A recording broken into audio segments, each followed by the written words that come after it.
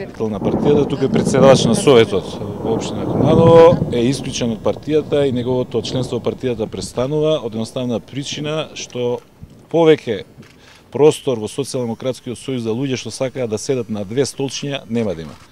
Ние влегуваме во решавачка битка со актуелната власт, со ВМРО ДПМН и нема место за оние кои што сакаат да шуруваат или да се координираат со нашиот политички противник. Тоа важи за него, важи и за секој друг член на нашата партија. Конкретен договор немаше нити до сега разговори за такво нешто, меѓутоа очекувам од наредниот период да се отворат такви разговори. Вие го знаете ставот и на Социјалдемократскиот сојуз и на опозициониот фронт. Остануваме целосно отворени за соработка со албанските политички партии од опозицијата. До кое ниво на соработка ќе се дојде зависи од разговорите. Нашиот принцип е никого не условуваме, никого не оценуваме, нити пак прифаќаме туѓи уцени и условувања. Говорам за Социјалдемократскиот сојуз, сакаме таков да се постигне што е можно побрзо. Не мора ни да чекаме ни митингот на 2 септември.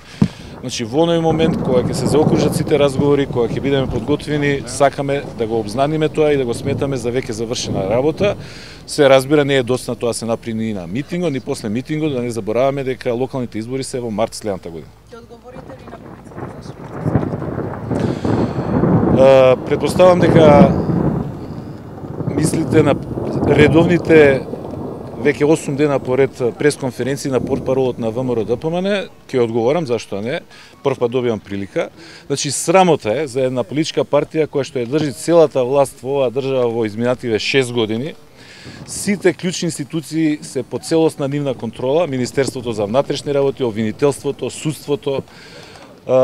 Премиерот Груевски во период 98-2002 беше министер за финансии, значи имаше увид во целокупна документација на царината, на управата за јавни приходи, на финансиската полиција. Значи, срамота е за една таква партија да прави лажни измислени конструкции, повикувајќи се на една изјава на некој криминалец, регионален, негде во медиумите прочитав и ваква квалификација угледен криминалец, не ми е јасно што значи тоа, кој што дал изјава пред 2 години за некаква локална телевизија во Босна и Херцеговина. Ако е тоа аргументот за битка против Социјалдемократскиот сојуз, тоаш можам заклучам аргументи воопшто немаат. Срамота е за нив и немам намера со дополнителни коментари да се согласам да бидам инволвиран во ваквите конструкции од страна на Центарот за лаги и манипулации на ВМРО ДПМН.